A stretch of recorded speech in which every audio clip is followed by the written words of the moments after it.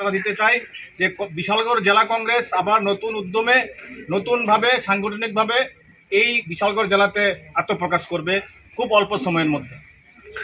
আমাদের দৃঢ় বিশ্বাস শ্রী গোপীনাথ সাহার নেতৃত্বে আগামী দিন কংগ্রেস সংগঠন একটা শক্তিশালী জায়গায় এসে দাঁড়াবে এবং বিজেপির বিরুদ্ধে আমরা তীব্র আন্দোলনে আমরা ঝাঁপিয়ে পড়ব। যারা কংগ্রেস কর্মী তারা জানতে চায় বিগত 2 বছর কেন কোনো কাজ হয়নি বিষয়টা আপনাদের কোথায় মানে ব্যর্থতা ছিল? কাজ হয়নি বলবো না, কাজ হয়েছে, হয়তো স্লথ গতিতে হয়েছে, কিছু সাংগঠনিক ত্রুটি বিচ্যুতি ছিল, এটা অস্বীকার করার কোনো জায়গা নেই।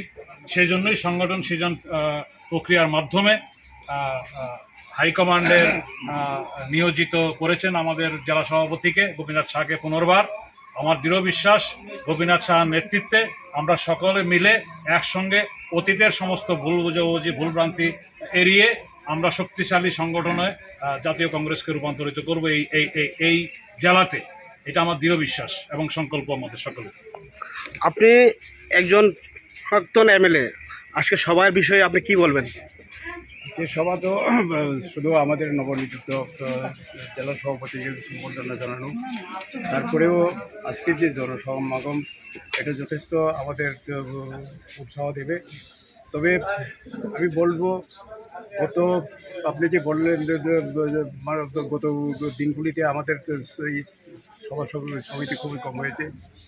সভা সমিতি খুব কম এটাও আমি স্বীকার করব না, কারণ আমরা সভা সমিতি যথেষ্টভাবে করেছি, তবে প্রকাশ্যে এভাবে হয়তো হয় নাই। তবে জেলা আমি দেখেছি, আমি নিজেও অনেক সভাতে উপস্থিত ছিলাম, ভালোভাবেই তো চলছে এবং আগামী দিনে তার থেকে আরও বেশি ভালো সংগঠন প্রক্রিয়া চলবে এই আশা রাখবো এবং গোপীনাথ সাহা তার দায়িত্ব পূর্ণভাবে দায়িত্ব পালন করবে এইটা আশা রাখবো। আপনার কিছু বলবেন?